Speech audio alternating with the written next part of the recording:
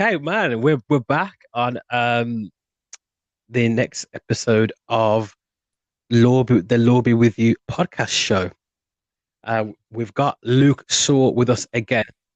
And Luke, before I forget, let the podcast audience know about your website, please. My website. Well, when I'm not talking to Az about Lord of the Rings and Tolkien for hours on end, I spend a lot of my time printmaking. Yeah. So you can find me on Instagram at Luke Prints. I've also got a website that's lukeprints.co.uk, but most of the work you'll be able to find on Instagram. And there's some Tolkien related stuff on there. I've been reading a lot of him lately, so it's made its way into the art. Awesome, very good. And I've seen some of your work on Instagram, and it is amazing. So yeah, I highly recommended by the Law Be With You. Okay, so previous episode we spoke about Tolkien, and we spoke about some of the mythos, some of those themes of this kind of secondary world, and the consistencies that were important about that, and even about sort of these well, I wouldn't say kind of fairy stories that Tolkien viewed as, really for adults, and how he redefined the genre. But one of the key themes we wanted to talk about today is another sort of trope and archetype that you see a lot in Tolkien's work, but also you see it in a lot sometimes in other works of fiction, and you see it in the Bible as well. It's this idea of eucatastrophe. Now, when we're kind of talking about eucatastrophe, what are we really talking about when we say this word? Because a lot of our viewers and listeners on the podcast show might not be familiar with that word or its meaning. Yeah, so this is it's a specifically Tolkien word, and to be honest, this is what we really wanted to chat about. But there's a lot of sort of introduction that we need to do first in terms of his work that sort of makes sense of it all. Eucatastrophe is it's a made-up word. Tolkien invents it at the end of his essay on fairy stories, which we covered a bit in the previous episode. And it's a compound word. So he's added eu, which is the Greek word for good, EU, a bit like in Eucharist. Or at the start of evangelism, from good news, that ev comes from good, and catastrophe, which a bit more obviously means disaster. We use that word in English. So the good disaster is something that Tolkien believes is essential to a fairy story. It's sort of it's right there at the heart, I guess. He didn't invent the idea, so it's used before his work, but he invents that word, I think, to refer to it. So this is like a really important thing to Tolkien, and obviously he's really highlighted this sort of concept, marked by this sort of drama and disaster. So then fairy tales should be about a kind of good disaster? Yeah, so he says if drama's all about tragedy, then fairy tales should be marked by almost the opposite. And he reckons there's not a word for it, so he calls it eucatastrophe. Some people might refer to this as the kind of similar to the idea of a happy ending. But Tolkien says that true fairy tales don't have an ending, and that's something that's true if you read Lord of the Rings. One of the things is that it's got loads of endings. Like the end seems to go on forever. But then when the story does finish, it's quite abrupt, and everything's not necessarily tied up, which is lovely and mysterious and quite typical of Tolkien. But I'll read the passage where Tolkien talks about eucatastrophe at the end of this essay, because his language is much lovelier than mine, and it'll help sort of set up some of the stuff we're going to discuss. So he says, at last I would say that tragedy is the true form of drama, its highest function, but the opposite is true of fairy story. Since we do not appear to possess a word that expresses this opposite, I will call it eucatastrophe. The Eucatastrophic tale is the true form of fairy tale and its highest function. The consolation of fairy stories, the joy of the happy ending, or more correctly, of the good catastrophe, the sudden joyous turn, for there is no true end to any fairy tale. This joy, which is one of the things that fairy stories can produce supremely well, is not essentially escapist or fugitive. In its fairy tale or otherworld setting, it is a sudden and miraculous grace, never to be counted on to recur. It does not deny the existence of discatastrophe, of sorrow and failure. The possibility of these is necessary to the joy of deliverance. It denies, in the face of much evidence, if you will, universal final defeat, and insofar is Evangelium, giving a fleeting glimpse of joy, joy beyond the walls of the world, as poignant as grief. So yeah, I had to read that in full because that gives me goosebumps pretty much every time. So I thought we could chat about that a little bit more, because this idea of the joyful turn, because there's obviously one very obvious and brilliant example of Eucatastrophe in Tolkien's work, and it's in The Lord of the Rings. If you were to think of one thing that sums this up best in that book, what would you be thinking of? I mean, the obvious, ultimate one is Gollum falling in Mount Doom into the fire. Yes, absolutely. That's the one that kind of is, and I think Peter Jackson's version is slightly different to in the films to the book, but I think the idea comes across in a very powerful and emotive way. Yeah, visually, I think he gets that right. I would agree that that's one of the points in Peter Jackson's films where I feel like I have to sort of say it's sort of different to how I imagined, I guess. Okay, and a lot of that has to do with this idea of Eucatastrophe. For those of you who haven't read Lord of the Rings, this is an enormous spoiler. I imagine you probably aren't listening to this if you haven't. But the plot of Lord of the Rings is that Frodo has to take this evil ring to destroy it, and the only place in the world it can be destroyed. And having overcome all these obstacles and all these hardships, he's finally got the ring there.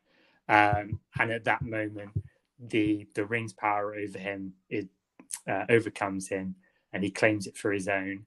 And so fails, I guess, in his mission. But at that exact point, Gollum, who's this warped creature who's followed them the whole way, who also desires the ring, bites Frodo's finger off, claims the ring for his own, and in his moment of triumph, slips and falls into the crack of doom, and the entire quest is saved.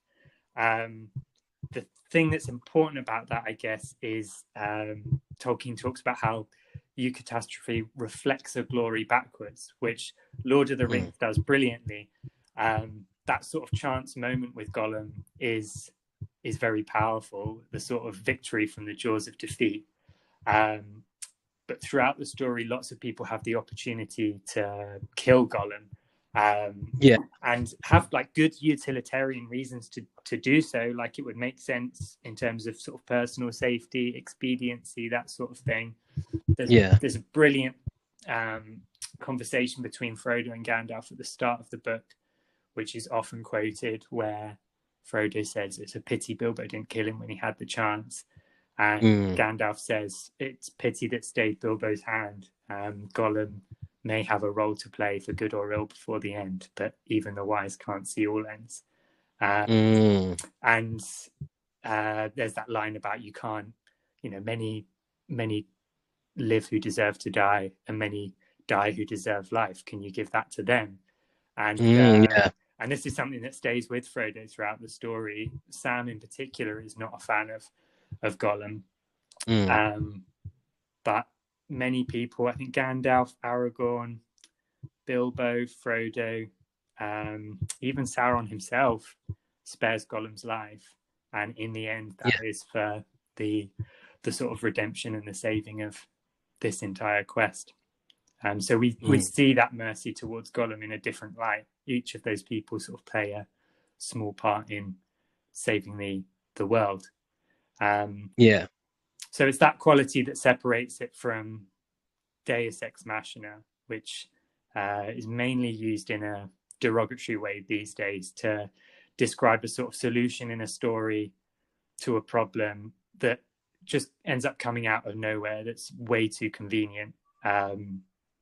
The Yeah. phrase comes from like Greek theatre, where there was this convention called Deus Ex Machina. A famous example is in a play by Euripides when a god sends a chariot to rescue Medea, the main Okay. character. So that's where the term comes from. It was just used to describe something that happened in Greek theatre. Mm. But now it's used to describe a sort of any kind of MacGuffin that gets introduced that's just it solves the problem too easily. So the eagles in Lord of the Rings are actually criticized sometimes for being a bit machina-like, and that's something that Okay. Tolkien was worried about himself, that they often sort of seem to come out of nowhere and solve a problem, Mm. which I think he's able to resolve in the wider myth. But certainly, if they picked up the Fellowship and dropped the ring in the volcano, as some people suggest would be a good idea, that would be an excellent example of Deus Ex Machina. But Yeah. I was wondering, like in terms of chatting about it anymore, whether there was any other eucatastrophes in pop culture that you could think of. It's really an interesting one because obviously there's this. I mean, you do think of like obviously like even in things like Star Wars, there's moments, isn't there? Um, with Luke Skywalker on his mission in his X-wing, and I think is it Yavin there where he's, if I'm correct, Are we talking about the original one? the original one, yeah, Yeah, definitely the Death Star trench run. which was I think in terms of the industrial light and magic, way ahead of its times in terms of special effects as well. It still looks Uh, good, doesn't it? Yeah. it still looks good. It's amazing. Like you just think like all the sets and models that they had to build, and you just think just generational breakthrough in camera work and special effects. Absolutely amazing. Um, and but yeah, Luke flying down there, and and obviously like he's having to he's got the computer, the Navi computer. Is he going to use the computer, or is he going to listen to that voice, that sort of ethereal voice of Ben Kenobi, sort of thing? And, what is he going to do? Um, and the clock is ticking down, and it really is a sort of pivotal moment. And that's an obvious one, I think. That definitely has that kind of joyous tone because if I remember it right, they're counting down for the Death Star clearing the planet that's blocking Yes. the rebel base from the Death Star, and it will be able to fire on it as soon as it. And it's as it clears it, Luke's like the last X-wing left, and that's like he's got one shot. Like he's not going to be able to give it another go. Yeah. So in terms of that sort of joyous turn from sort of disaster to triumph, I think that possesses some of that. And Han plays a role in saving him as well. I always forget that Yes. Han Solo has said that he's just going to go away. He doesn't want to fight. Yeah. But he comes back at the last to take out a couple of the TIE fighters and sort of clear the way for Luke a little bit. It's interesting with Han in that moment because it's like if you think of like the eagles swooping in like Lord of the Rings, and Han kind of just Han Solo does a very similar thing. He swoops in with the Millennium Falcon and knocks a few out the way Out and of leaves the nowhere, path. yeah. Absolutely, really good. Like obviously, like very exciting. And if we were old enough, kind of being able to go to the cinema and watching that film without when it first was originally sort of aired in the States and all over the world, like Yeah. what a moment that would be, Would have sort been of something thing. Like, else, yeah. yeah, I mean, it's still an amazing moment even now, but yeah, fantastic stuff. We also had a conversation, Luke, didn't we, about this idea in War of the Worlds, and can you expound upon that a little bit more? Yeah, so War of the Worlds is mainly famous more recently for the Tom Cruise film, but Yeah. there's a sort of a really seminal science fiction novel by H.G. Wells, and in that, again, big spoiler if you've not read War of the Worlds, these Martians take over the whole of the UK at least, are able to defeat what at the time is the sort of Victorian military, which you can't remember in the Victorian period is the most powerful force in the world, the British Empire. And in the end, I think there's even a line in the end of that story where it says something like, when all man's devices had failed, the Martians end up being wiped out by bacteria. They catch sort of the flu or the common cold or something. It's kind of pretty pertinent for us at the moment, actually, in the old pandemic times. With COVID. They get wiped out by this virus rather than by anything clever that humans do, really. So yeah, that sort of comes out of this. It looks like everything's lost, and the solution sort of comes from an unexpected place, I guess. Yeah, brilliant. Another film that we spoke about as well, which kind of shows this theme as well, was The Shawshank Redemption. Now, it's a very different type of film. It's not a fantasy movie. It's not a science fiction film at all. But it does have this theme very strongly at the end of the film. And I know, I'm not sure if you're a fan of the movie. I really like the film. I think it's a Stephen King. It's Stephen based King on a novel. Stephen King novel. Yeah, I can't remember who directs it though. I'll have a look. Oh yeah, that's a good point. But it does have this sort of joyful turn, doesn't it? And the main character, Andy Dufresne, played by Tim Robbins, if I'm correct. Right. And his friendship with Morgan Freeman, a really emotive film. Yeah, that possesses something of what Tolkien talks about in terms of the Eucatastrophe reflecting its glory backwards as well. I think you can see the whole film really as something that sets the tone and the sort of sets everything up really for that really dramatic conclusion and that joyful turn. And it's something that doesn't deny Discatastrophe as well. The rest of that film, Tim Robbins' experience in that prison is horrible and sorrowful, but that gives the joy at the end a greater poignance. Like Tolkien talks about that idea of joy poignant as grief. We might tend to think of those two things as opposites, but there's something profound when those two come together and are mingled that he seems to think is quite essential to Eucatastrophe.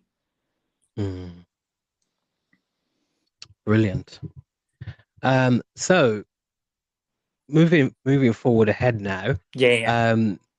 We're looking and kind of delving a little bit more into this. Then, what about something that's really relevant at the moment? You look at sort of the Marvel franchise, and you look at something like very popular films of the Avengers Endgame.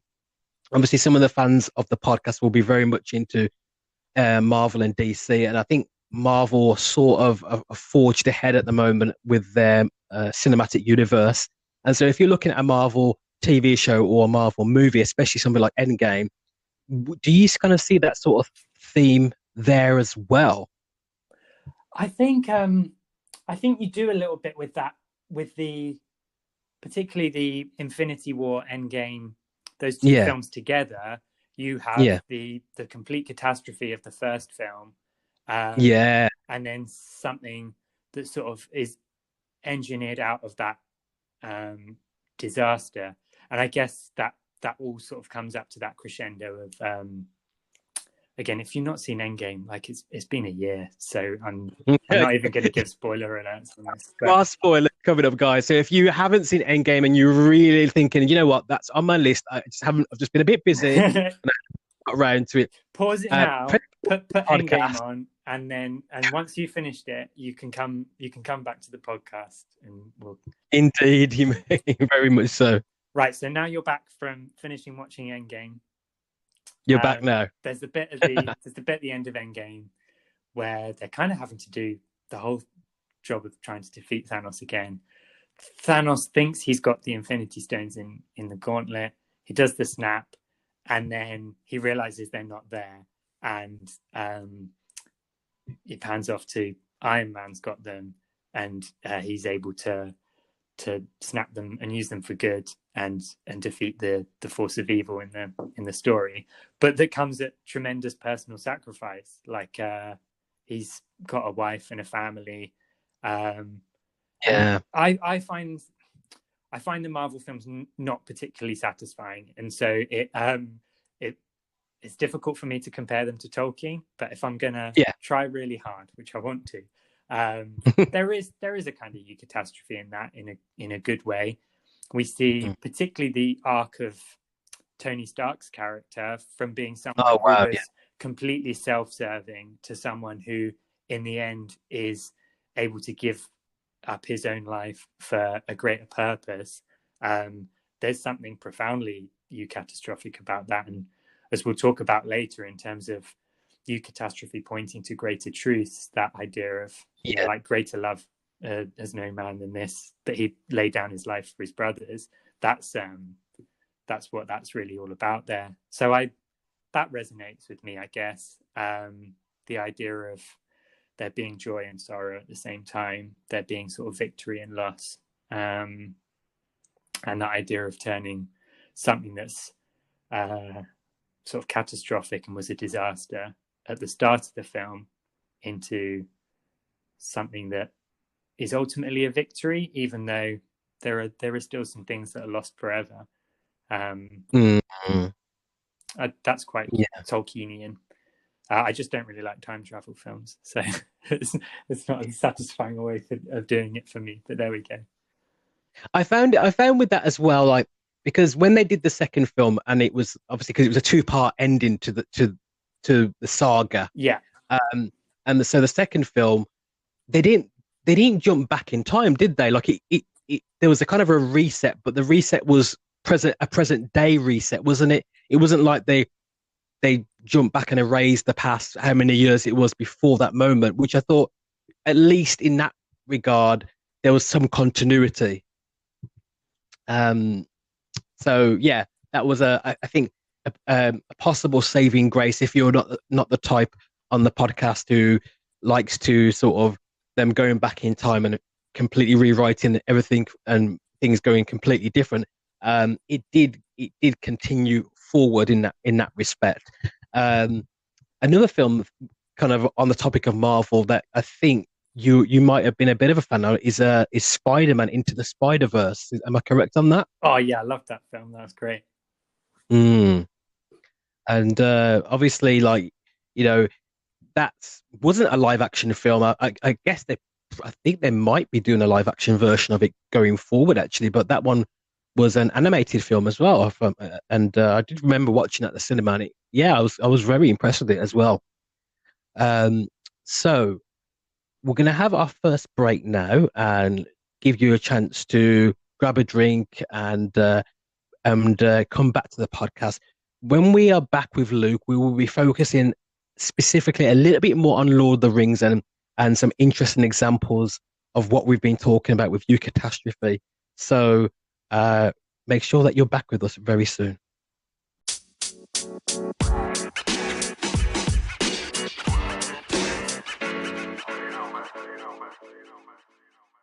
Welcome back. Oh, good to be here. Very good. Yes. So we're now kind of talking a little bit about Eucatastrophe in terms of more examples in Lord of the Rings. And so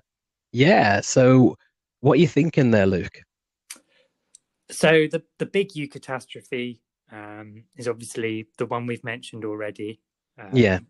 With Frodo and Gollum. I thought might take the cheeky opportunity. I've got my copy of Return of the King here. I could just read the passage. I think we'll get away with that under fair use because we're using it as part of a discussion. Brilliant. Yes, I don't think we'll be sued, and no, I'm hoping I think we're good. So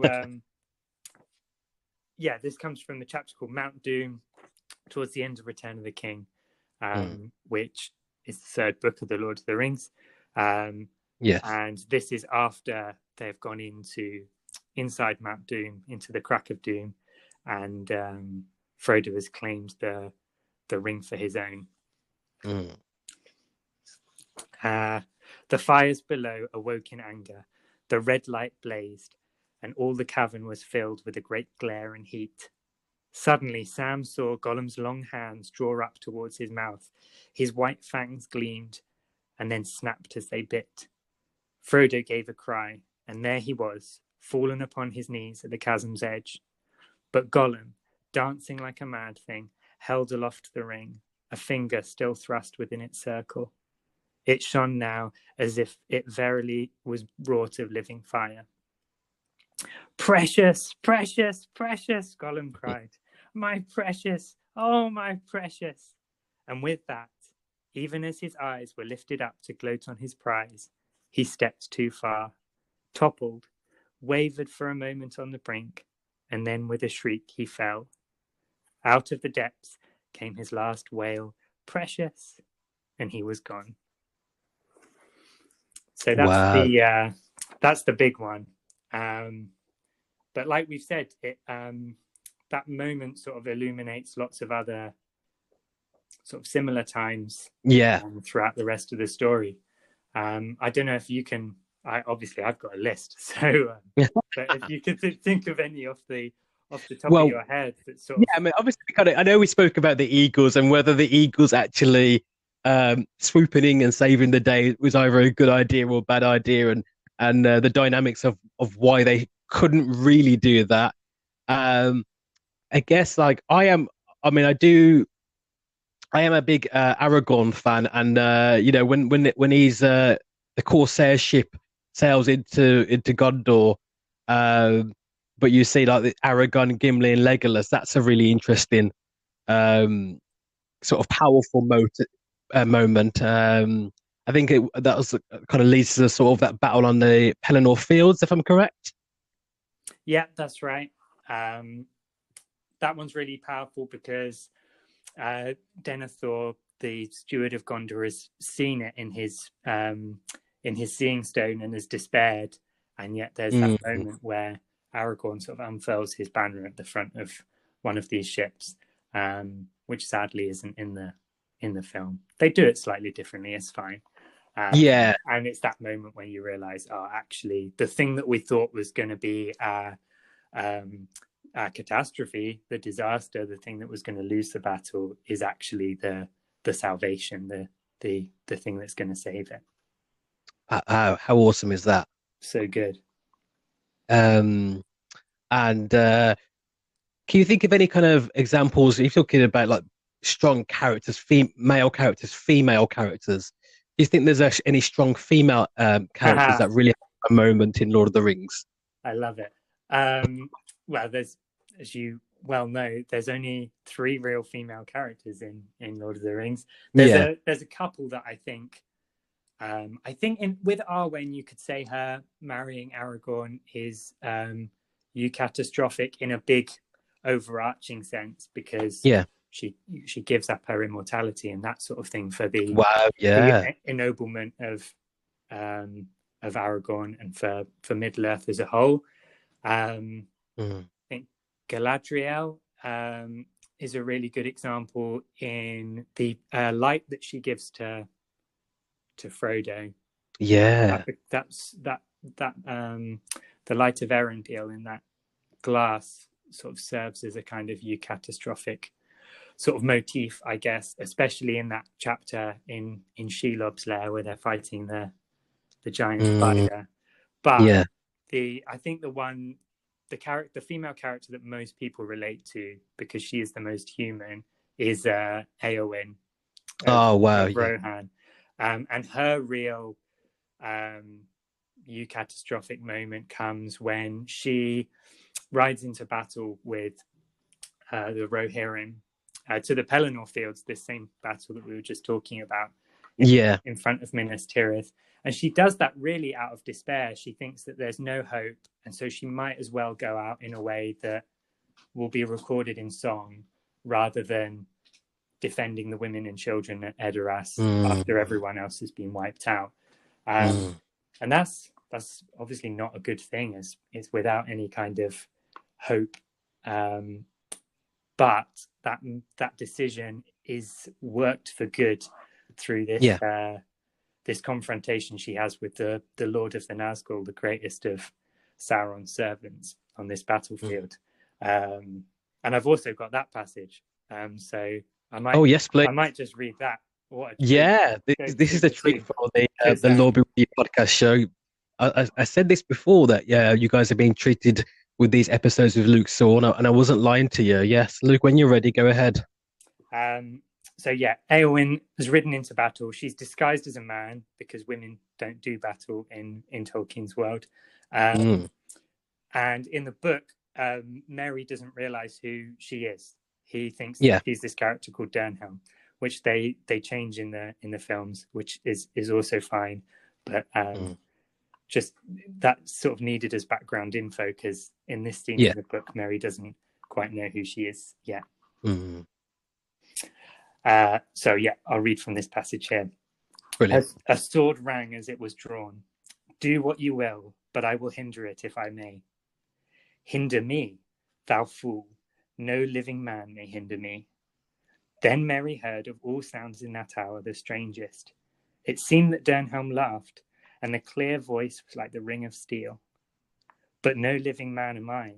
You look upon a woman. Eowyn I am, Eamon's daughter. You stand between me and my lord and kin. Be gone if you be not deathless. For living or dark undead, I will smite you if you touch him.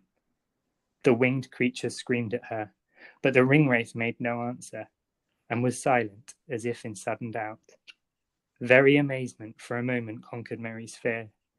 He opened his eyes, and the blackness was lifted from them. There, some paces from him, sat the great beast, and all seemed dark about it, and above it loomed the Nazgul, like a shadow of despair. A little to the left, facing them, stood she whom he had called Dernhelm. But the helm of her secrecy had fallen from her, and her bright hair, released from its bonds, gleamed with pale gold upon her shoulders. Her eyes, grey as the sea, were hard and fell, and yet tears were on her cheek. A sword was in her hand, and she raised her shield against the horror of her enemy's eyes. Oh, so good. That's powerful. That's really, really powerful. Yeah. Wow. That is wow. That the poetry of that, the beauty written in that, absolutely amazing. He's good with the words, yeah, for sure. Yeah, absolutely amazing. So Eowyn, on this sort of technicality, is able to defeat the Witch King because yes, of course, prophecy of no man may hinder him. But she still needs to be healed of this this despair that she has, and sort of that forms kind of the rest of her story. Yes, wow, very good. I think we've covered this kind of this idea in the Lord of the Rings, and podcast viewers, you've been treated today to that.